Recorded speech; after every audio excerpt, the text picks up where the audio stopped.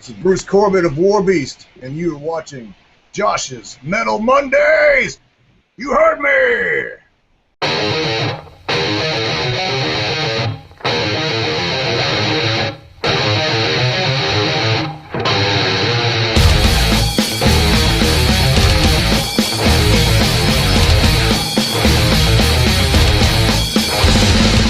Well, that all goes back to my big brother, Jeff Corbitt. He was like 6 years older than me. So growing up, as a little kid, and you're always idolizing your big brother, I would go in his bedroom when he was hanging out with his friends, and they would always be playing the Beatles. And this is like, I'm pretty old, so this is going back to the 60s and stuff, late 60s, and I'm hearing these Beatle records, and that's when my love for music really happened. So when he was at school, I was in there stealing his albums and playing on my little record player and scratching the hell out of them.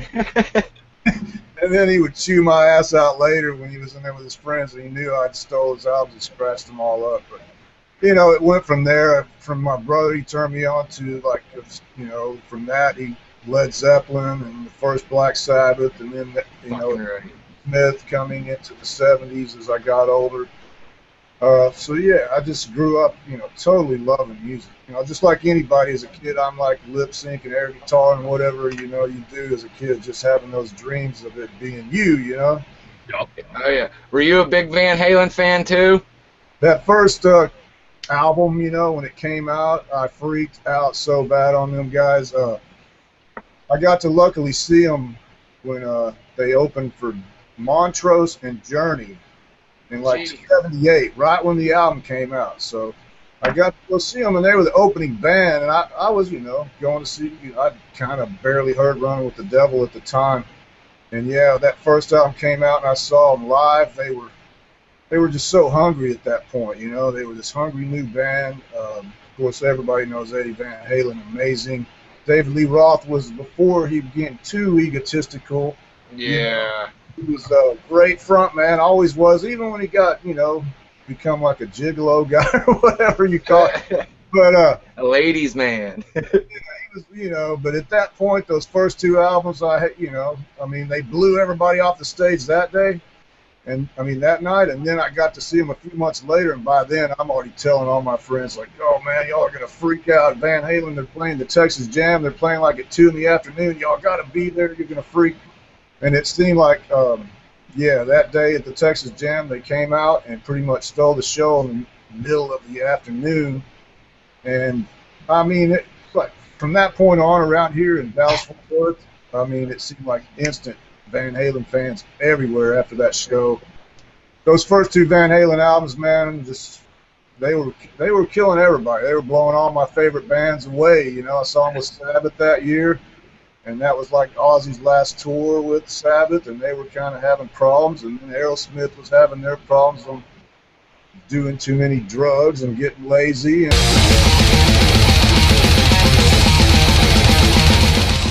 My first show was actually Aerosmith in Nazareth. Oh, in 76. Wow. That's when Aerosmith, officially became my favorite band of that era. And that's when I started wanting to actually be in a band. When I started really thinking about it, and it was just a great show. 76, Aerosmith right after Rocks came out. They were still on fire at that point. That's awesome.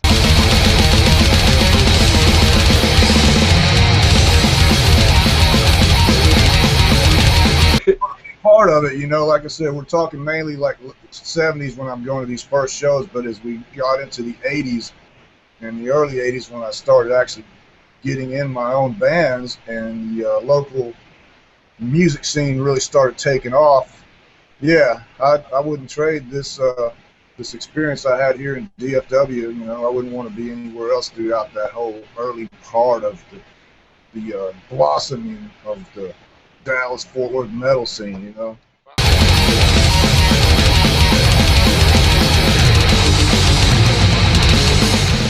Yeah, we've always just summed it up as a fucking, we're a family, and we're happy to be part of that family. And, Warbeast guys, we're just fans of metal and music like you guys, and so I've never understood any kind of bands or rock stars or whatever you want to call them that you know, wasn't cool to the fans, and we're just, you know, we're just like you, man. So yeah, I mean, I know it probably gets to the point where some of these guys, obviously, they're so famous and big that they can't just walk around normally like we luckily can.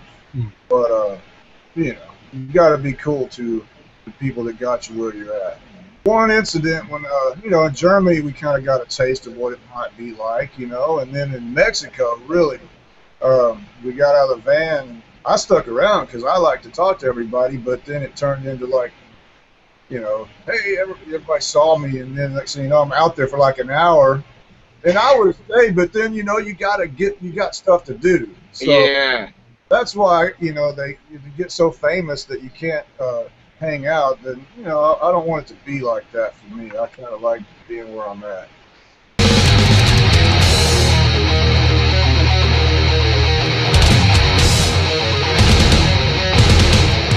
And, you know, yeah, this was like '87, and Rigor Mortis had luckily got the break of a lifetime and just gotten a deal with Capitol Records, a verbal agreement with Capitol Records the weekend before, and we were like, you know, celebrating on top of the world, playing at Joe's Garage both nights that weekend, and you know, some guy came backstage, or really this one little backstage room they had, and he jumped our bassist Casey Orr, and I didn't know what happened at first.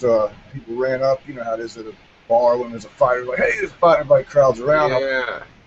And they're taking this one guy out, and Skasha had actually, you know, smashed him in the head with his guitar, and I think Hardin, our drummer, stabbed him with a drumstick or something. Jesus Christ.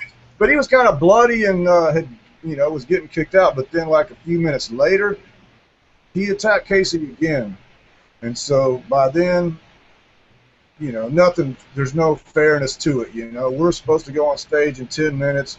This guy's already attacked him once. Now he's attacking him again. So they're like kind of, you know, tangled up in the corner there. And I just go in and start trying to get this guy off my, you know, my brother and our bass player. And I start throwing punches on him, trying to get him off Casey. And he had a friend there that was that I didn't know had already stabbed Hardin in the shoulder. Jesus. And our friend David Spivey in the shoulder. And when I came up, he just was stabbing me, and I didn't even know it. You know, it was The adrenaline and all that fucking crazy. You know, I felt like just somebody was tapping me on the shoulder or on my back. I mean, it was like, hey, stop or something. I turned around and he punched me, and then another friend pulled me out of there and said, Bruce, stay out of that fight. There's a guy out there with a knife. And it was crazy because I didn't even know I was stabbed.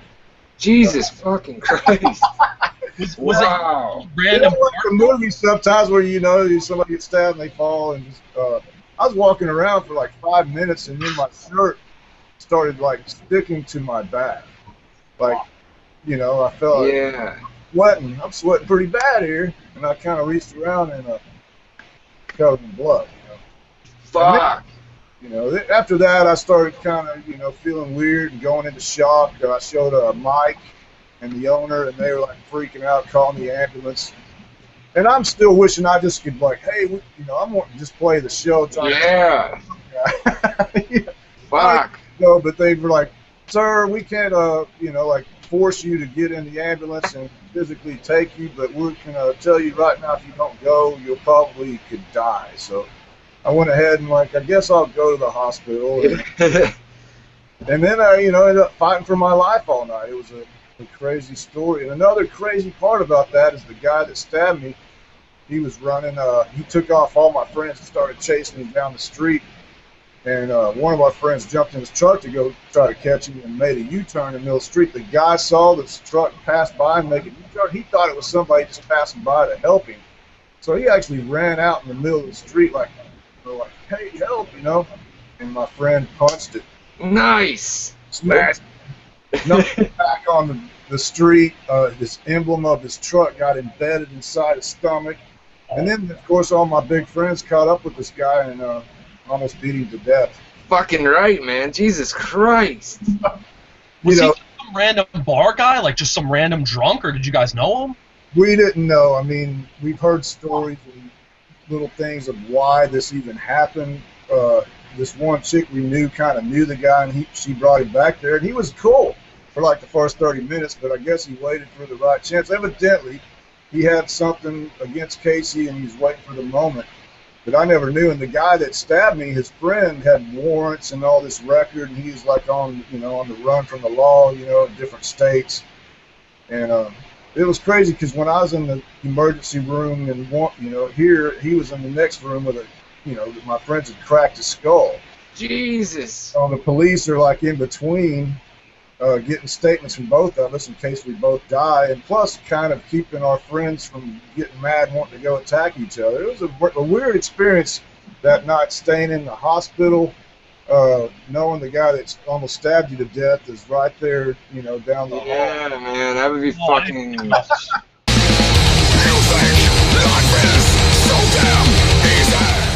Yeah, it was my idea, to be honest with you. It's something I've been thinking about.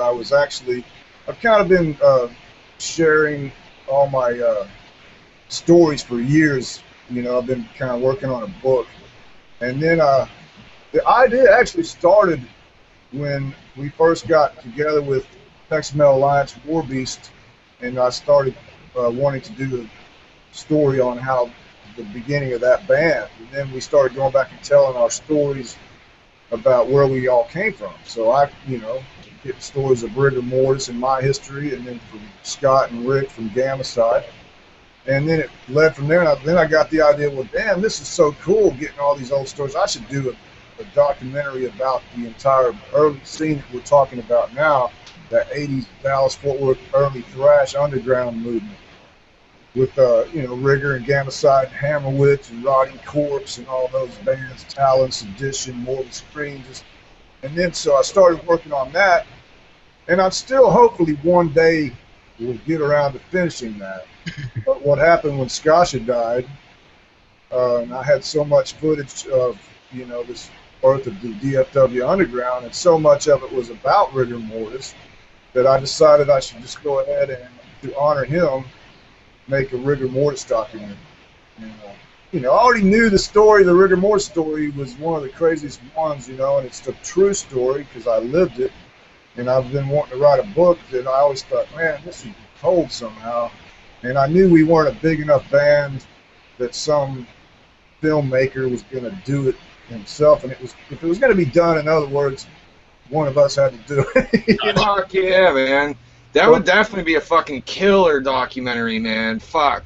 Oh, yeah. The birth of the underground, yeah. Hopefully, man. We're trying to, work on part 2 of the Rigor Mortis now. And then I want to go back, and then we're going to try to get back to our original game plan of telling that whole little story of how the underground thrash scene started around here.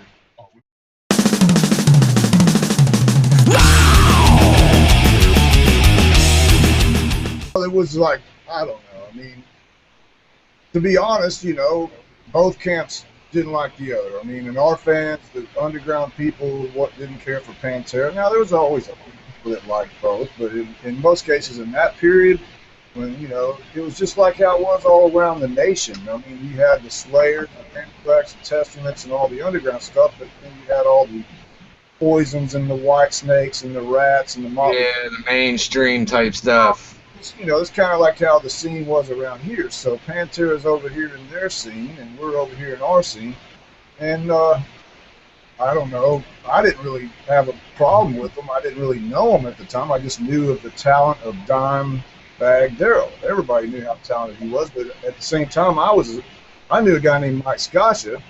Yeah. Fucking right, dude.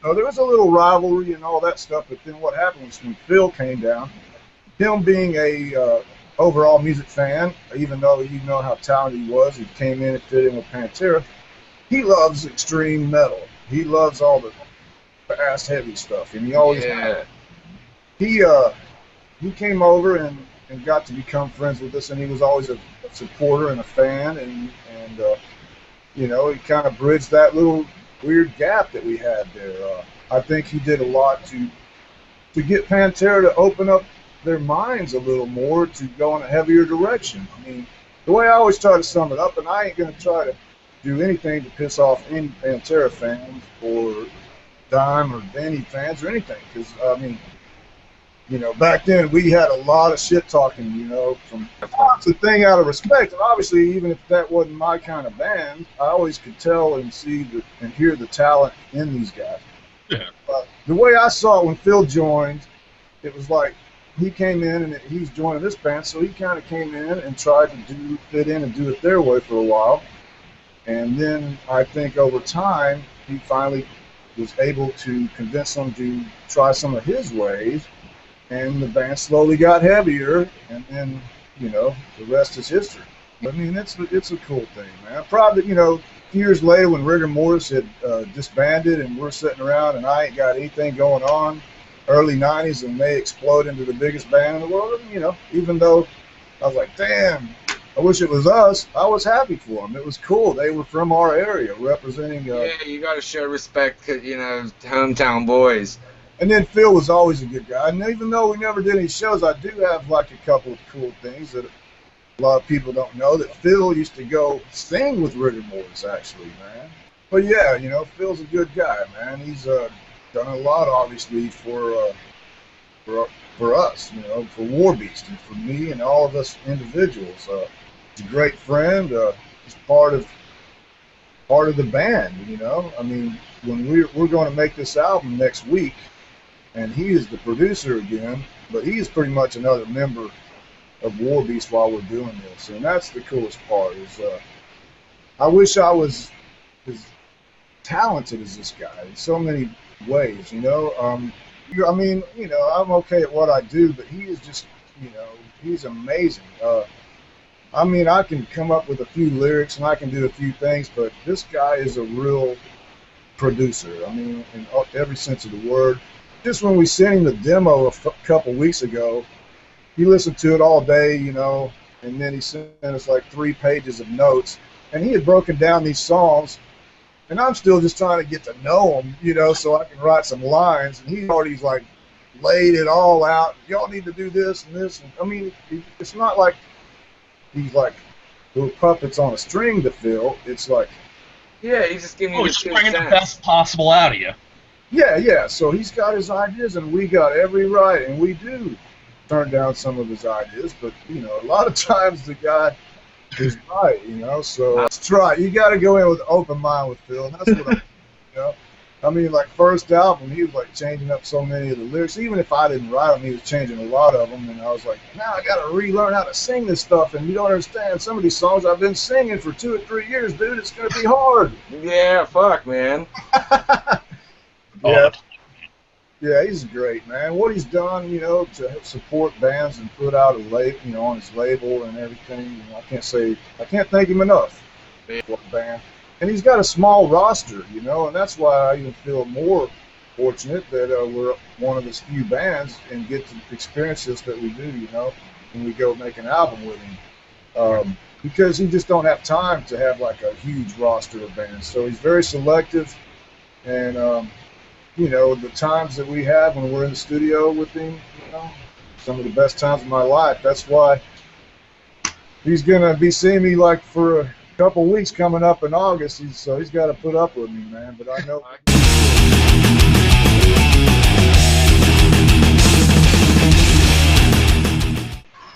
Well, you know, when it first happened, I was looking out into the crowd, and he's over to my left, and so I'm not watching him. But I heard something go out, and then Casey patted me on my shoulder here, and I looked over, and he just pointed over to Mike, and he was down. You know, he was down. He was back on his back on the drum riser, and to be honest, the first reaction was I just thought, damn, he just fucked up and fell backwards, you know what I mean? He just, you know, tripped backwards. Yeah. But then within a few seconds, I noticed it was something more serious. So I didn't think it was going to be as serious as what it turned out to be. You know, he dying. Did he have any health problems leading up to that, or was it just? None that really any of us were aware of, you know. I mean, I know he mentioned a few things here and there. But like anyone, you think you're going to be okay. And I think Mike, if he knew, just didn't want to tell us all. And I don't think he thought it was like to the point that he was about to die any moment or anything. When I got over to him and he was kind of shaking, I think a lot of people, me included, at first we thought he might have been having a seizure. And he looked at me just for a second when I got to him, and he kind of just, shook his head, and he kind of went out after that and never came back. And then, we're all panicking, trying to do whatever we can to save him. And luckily, there's some people there that, some nurses and stuff that knew how to do CPR. Just after that, he went out and never came back, and they tried their best to bring him back. But I think I knew right off, once he looked at me, and then I could see the life go out of his eyes. Fuck, you got me tearing up now. Yeah. That's crazy, man. We got Mike in our hearts, man.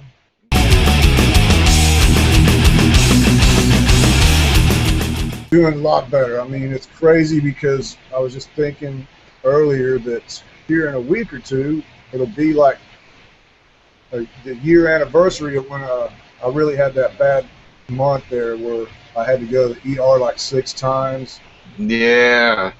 And then I had the heart ablation surgery, and then I had the complications of after the surgery where I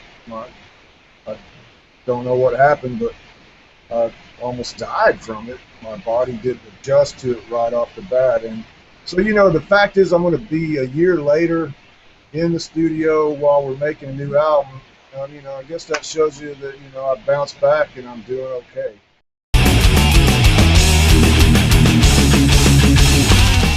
It's been a while, man. For a while, there was a period there from like 2011 through 13 where we went on like 8 or 10 tours. We were just busy, and we came through New York a few times, and now it's been about 3 years since we've actually done a tour. But hopefully when we get this new album and get it released sometime early 2017, we can start getting back out on some more tours. That's awesome, man.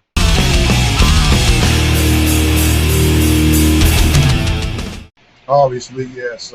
There's a few, but my favorite is Birth of a Psycho. Fuck yeah. Fuck yeah. You mentioned maybe that's how you kind of got turned on to Warbeast on the split with like Andrew.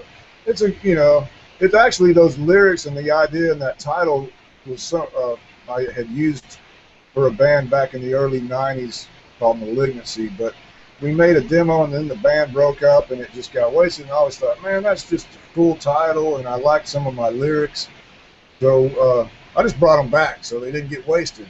Yeah, fucking right, man. Because of the lyrics, I mean, I like the song itself too, the music, obviously. Oh, dude, fuck yeah, that's how we opened Drew's interview up.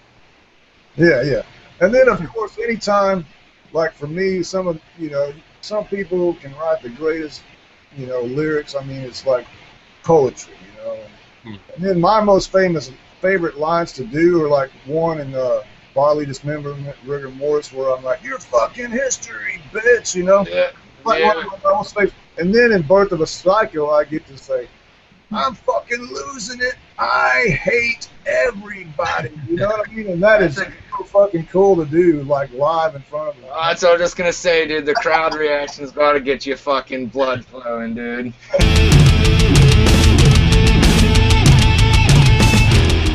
And I mean, I'm sure it will if I live long enough, Because I mean, I'll be the one that'll probably have to do it because I'm the guy that's always keeping track of the story to keep the accuracy and everything.